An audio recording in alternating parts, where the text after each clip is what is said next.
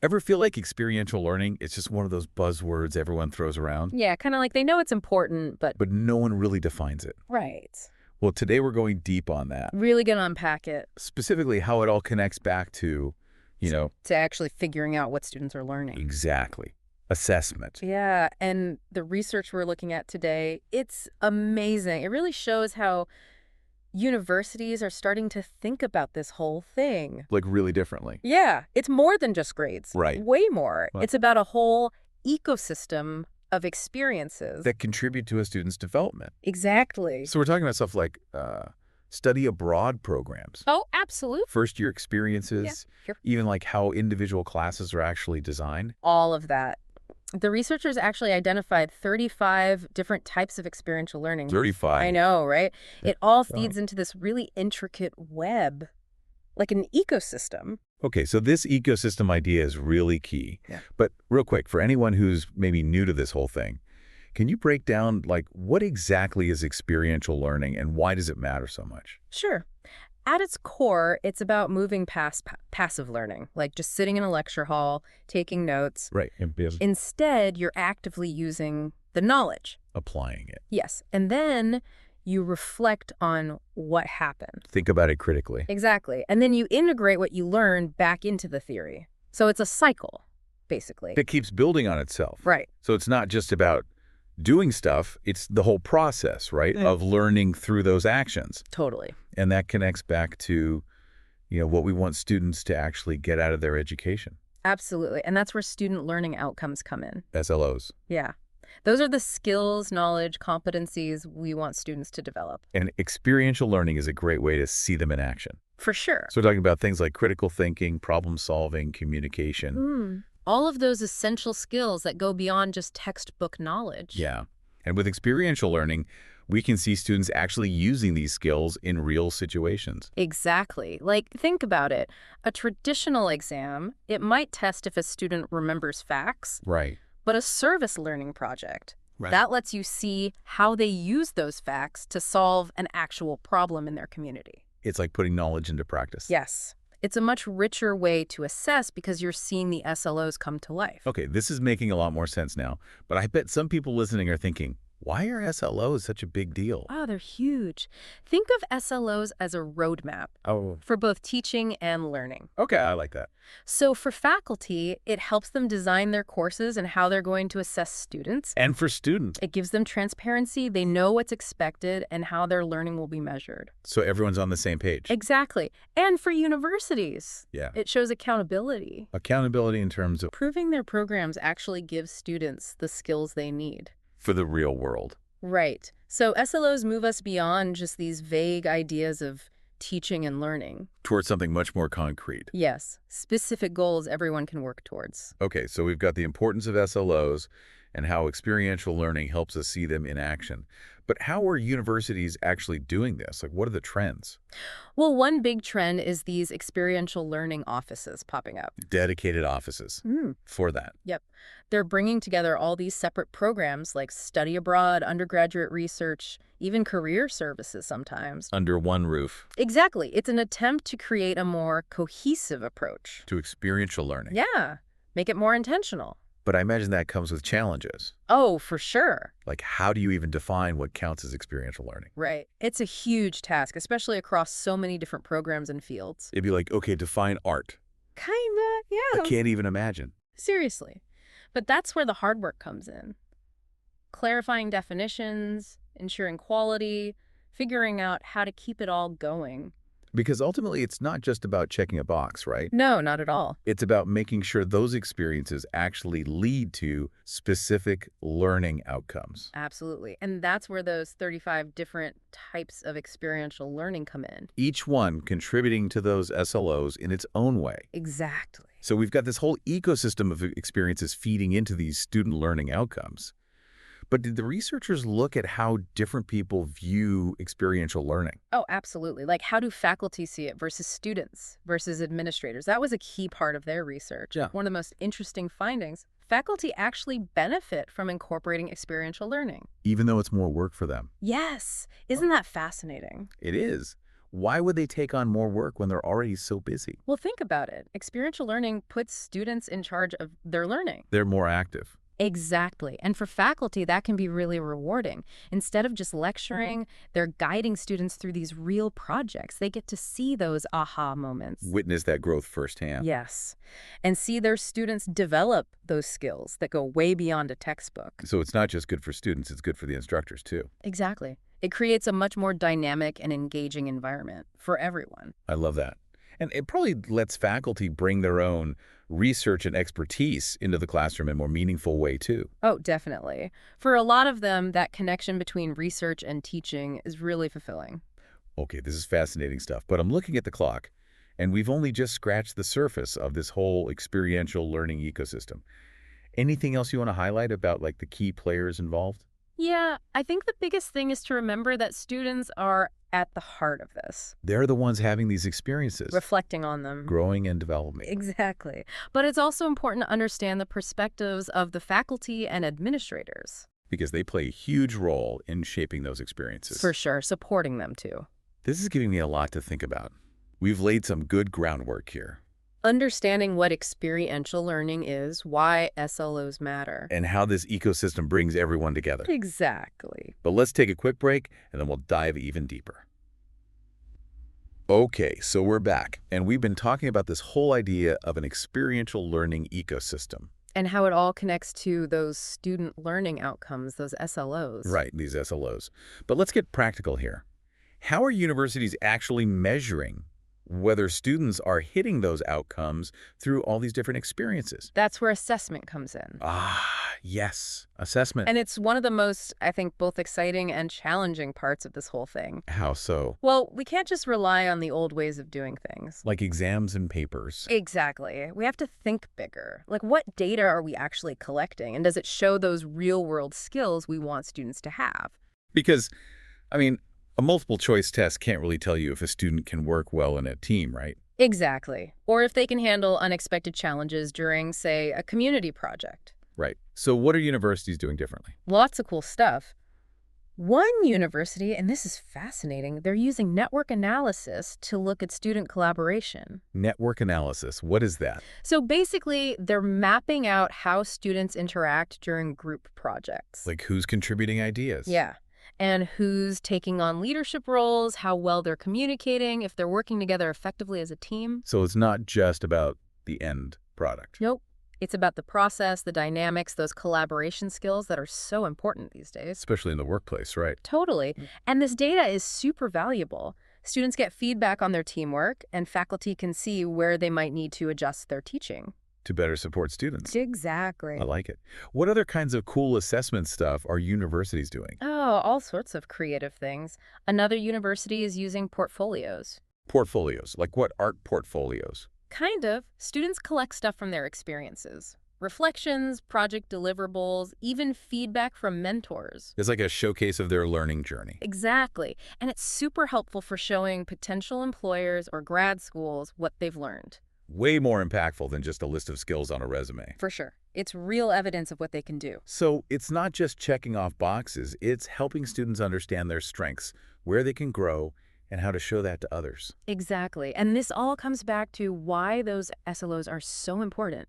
They give us that framework for the experiences and how we assess them. Okay, so we've got these innovative assessment methods. But let's be honest, there must be challenges, right? Oh, absolutely. One of the biggest is just figuring out what counts as evidence of learning. With so many different experiences in SLOs, I Yeah. can imagine that gets tricky. Very tricky. And how do you standardize assessment for things like critical thinking? Yeah. You know, skills that are hard to measure. It's tough. You need a lot of clear communication and collaboration between faculty and administrators to make sure everyone's using the same standards. Yeah, especially when you have faculty who might not want to change how they do things or students who don't see the point of all this. Oh, definitely. And then you have administrators trying to keep everyone happy and on track. It's a lot to juggle. It is. But the good news is the research shows universities are getting better at this. They're training faculty, creating better assessment tools, and building a culture of constantly improving how they approach experiential learning. It's a work in progress, but it sounds like they're headed in the right direction. Anything else about assessment our listeners should keep in mind? Yeah, I think the most important thing is to remember that assessment shouldn't be seen as a bad thing.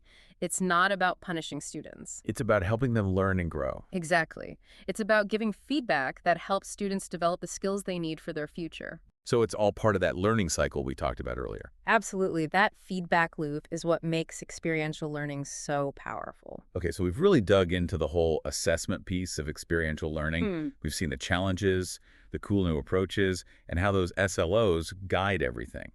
Now, I'm curious to see how this all looks in the real world. You said the research found a lot of different approaches.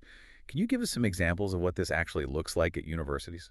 Oh, definitely. There are tons of great examples. One that comes to mind is a university that's really gone all in on this idea of an experiential learning ecosystem. Like they made it central to everything. Yes, they have this centralized experiential learning office that manages all things experiential. So internships, service learning, research, study abroad, it's all connected. All of it. And they even help faculty incorporate experiential learning into their courses. It's like a hub for everyone. I bet that makes things a lot easier to manage. It does. And they've also got this great assessment framework that ties into their overall learning outcomes.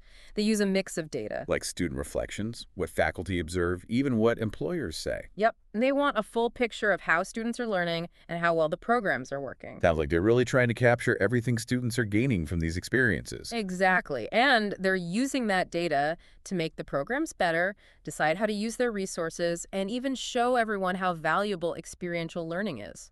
Okay, so that's a very centralized approach. What about universities that are doing things a bit differently? Another cool example is a university that's woven experiential learning into each department and program. So each department has its own approach. Right. They tailor the experiences and assessments to their specific field. So, like, a biology department might focus on lab research, while a history department might focus on community projects. Exactly. It's all about what makes sense for that discipline. That sounds really flexible, but I can also see how it could get messy. How do you make sure everyone is on the same page? Especially with those learning outcomes. That's where communication is key.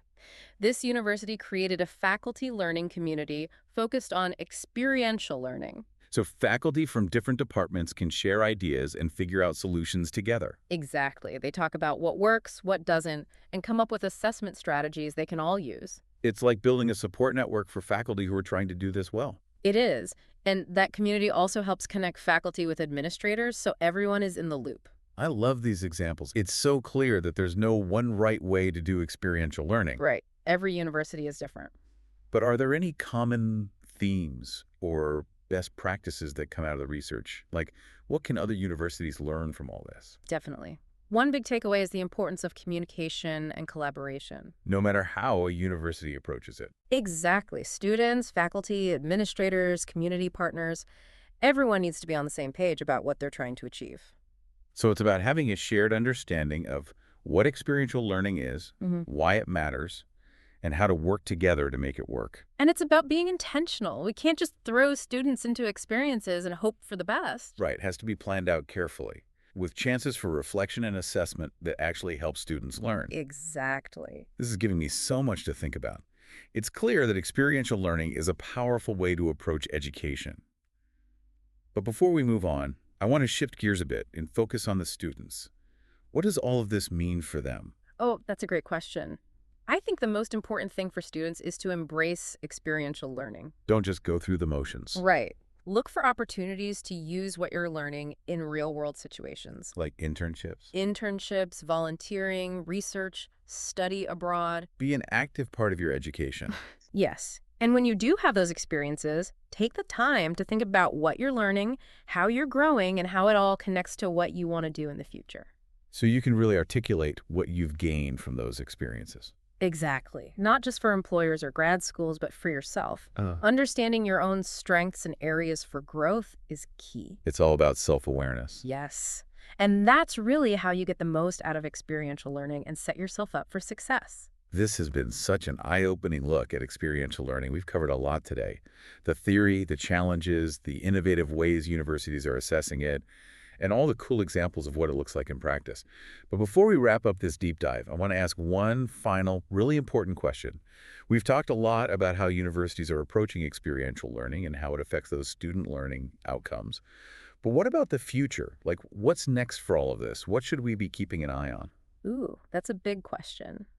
I think as experiential learning keeps growing, we're going to see more focus on making it personal. Personalization. Makes sense. Like with all the online learning and adaptive tech these days, students want education to be more tailored to them. Exactly. And experiential learning is perfect for that. Students can choose experiences that really fit their interests and what they want to do for a career. Like imagine a student who's passionate about sustainability could do internships at environmental organizations. Yes. And community projects focused on urban farming. Maybe even study abroad programs looking at renewable energy solutions in other countries. Exactly. It's all about moving away from that one-size-fits-all approach. That's really cool. What about technology? How do you see that playing into the future of experiential learning? Oh, technology is huge. It's already playing a role, and it's only going to get bigger. Think about virtual reality and augmented reality. VR and AR. Yeah. Those can create these super realistic simulations where students can practice skills in a safe environment. Like a nursing student could use VR to practice complicated medical procedures before they ever work with a real patient. Wow, that's amazing. And it opens up so many possibilities, especially for fields where real-world practice could be dangerous. Absolutely. And don't forget about all the data we can collect. Right. Yeah. As we get more information about students' experiences and how they're doing, we can use that to create better learning paths, see where they might need extra help, and even give them personalized feedback. So it's not just about making things look cool with VR. It's about using data to make experiential learning more effective for each student. Exactly. But with all this focus on personalization and technology, we can't forget about the human side of things. Oh, absolutely. No matter how advanced tech gets, we need that human connection. Right, like mentorship and guidance from faculty. Exactly. Faculty mentors are so important. They guide students, support them, and help them understand what they're learning. Because sometimes you need someone who knows you and your goals to help you see how those experiences connect to your education and your future. For sure. And as experiential learning becomes more personalized and tech-driven, mentors become even more important. They'll be the ones helping students navigate all of that, make good choices about their learning, and see how it all ties together. This conversation has been so insightful. It's clear that there are a lot of exciting things on the horizon for experiential learning. But let's be realistic. There have to be some challenges too, right? What are some of the roadblocks you see? Well, one of the biggest is making sure everyone has equal access to these opportunities. Right, not all students have the same resources or support. Exactly. And that can make it hard for some students to participate in things like study abroad or internships. That's a really important point. If we want experiential learning to truly change higher education, it has to be available to all students. Absolutely. Universities need to offer financial help, create inclusive learning environments, and be creative in making sure these experiences are available to everyone. I imagine assessing these increasingly complex and personalized experiences is also a challenge, right? How do we make sure the quality is there as we move toward more individualized learning? That's a great question. As experiential learning becomes more diverse, assessment has to evolve too. We have to find ways to measure not just knowledge and skills, but also those harder to define things like critical thinking and problem solving. And those cross-cultural skills that are so important in today's world. Right. And we need to make sure assessment is a tool for learning and growth, not just for grading. So it's about giving students feedback that helps them get the most out of their experiences. Exactly. And that's where everyone needs to work together. Faculty, administrators, assessment experts, even the students themselves. Yes. We all need to collaborate to create assessment strategies that are authentic, meaningful, and aligned with the goals of experiential learning. This has been such a fascinating exploration of the future of experiential learning. We've talked about the amazing possibilities, the challenges, and the role that everyone plays in shaping what's to come. But as we wrap up this deep dive, I want to leave our listeners with one final thought-provoking idea. Let's remember that experiential learning isn't just about getting students ready for a job. It's about getting them ready for life. It's about helping them develop curiosity, creativity, resilience, those qualities that will help them navigate a world that's constantly changing, embrace learning throughout their lives, and contribute to their communities and the world around them. That's a powerful message. It's a reminder that experiential learning isn't just some passing trend. It's a fundamental change in how we think about education, one that has the potential to help students reach their full potential and create a better future for all of us. This has been The Deep Dive, your shortcut to being well-informed. Until next time, keep exploring, keep learning, and keep diving deep.